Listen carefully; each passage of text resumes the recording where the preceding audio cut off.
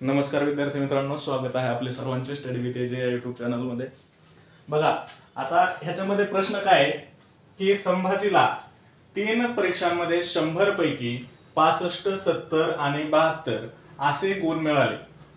4 परीक्षांचे सरासरी गुण 75 आहेत, तर त्याला चौथ्या परीक्षेला एकूण किती गुण मिळाले, असा हा काय आहे प्रश्न आहे। प्रश्न आहे म्हणजे इथे प्रश्नचिन्ह असणार आहे। चला, तर हा काय आहे प्रश्न आपला असा आहे।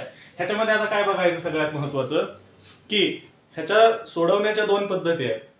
तुम्हाला मी अजूनही सांगतो की जर बघण्याचा दृष्टिकोन आपण बदलला तर आपल्यासाठी प्रत्येक गोष्ट कशी सोपी होऊन जाते हे मी तुम्हाला ह्याचं सूत्र सांगितल्याच्या नंतर ते सांगेल।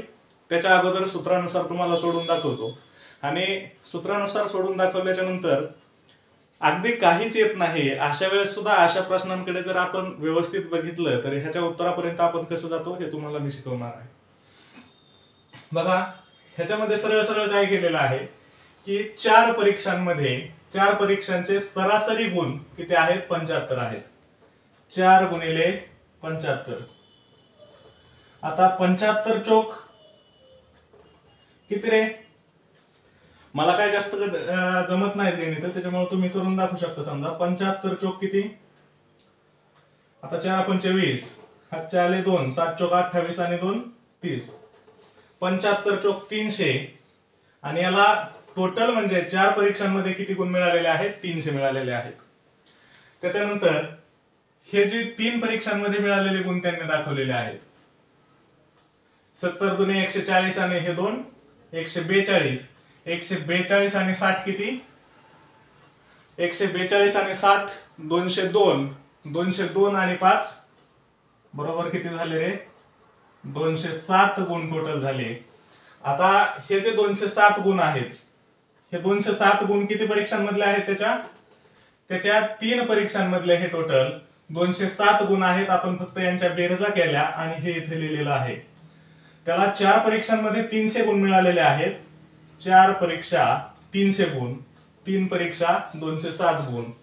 मग आता 3 परीक्षाला 207 गुण मिळालेले आहेत, 4 परीक्षांमध्ये 300 गुण मिळालेले आहेत। त्याच्यामध्ये काय करायचंय, फक्त चौथ्या परीक्षा, आता एका परीक्षेचे गुण पाहिजेत आपल्याला, फक्त 3 परीक्षांचे ऑलरेडी 207 आहेत, तर फक्त 4 परीक्षातून 3 परीक्षा मायनस करा, एका परीक्षेचे उरलेले तुम्हाला येऊन जातील। किती आहेत रे, 93 उरतात। हे झालं अशा पद्धतीचं सूत्र आहे। हे काय आहे, सूत्र आहे। आता मला जास्त मास्तर ह्याच्यामध्ये काय कळत नाही, सूत्र कळत नाही, मी सरळ सरळ काय करणार, एवढं आता गुणाकार भागाकार कोण करत बसणार ना, एवढं मला कळत नाही। पण मला सरळ सरळ असा अर्थ कळतो की सरासरी म्हणजे काय असतं की प्रत्येक विषयाला 75 गुण आहेत। 4 विषय जर पकडले तर 4ही विषयांना काय आहेत, 75 75 75 असे 4 वेळेस 75 गुण आहेत।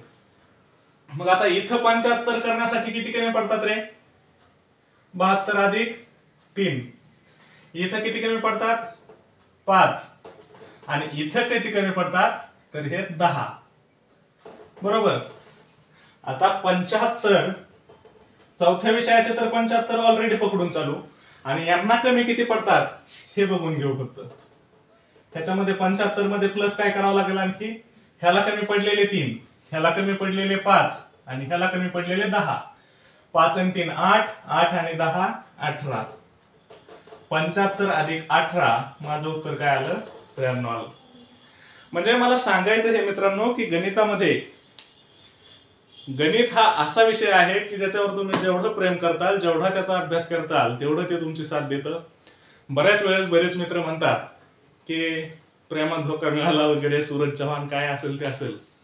ह्याच्यामध्ये काय सगळ्या जणांचं सांगणं असं असतं की प्रेमात धोका मिळतो किंवा काय होतं, पण अभ्यास एकमेव अशी गोष्ट आहे की तुम्ही जेवढा अभ्यास जास्त कराल तेवढं ते तुम्हाला तुमचं प्रेम मिळवून देण्यासाठी सुद्धा प्रयत्न करतं आणि ते तुम्हाला आयुष्यात सक्सेस बनवतं। ह्याची गॅरंटी मित्रांनो मी तुम्हाला देतो। त्यामुळे अभ्यास चांगला करा, एखादी पोस्ट काढा आणि नंतर बाकीची जी लाईफ आहे ती लाईफ नंतर मजेत जगा। धन्यवाद मित्रांनो, मी या ठिकाणी थांबतो।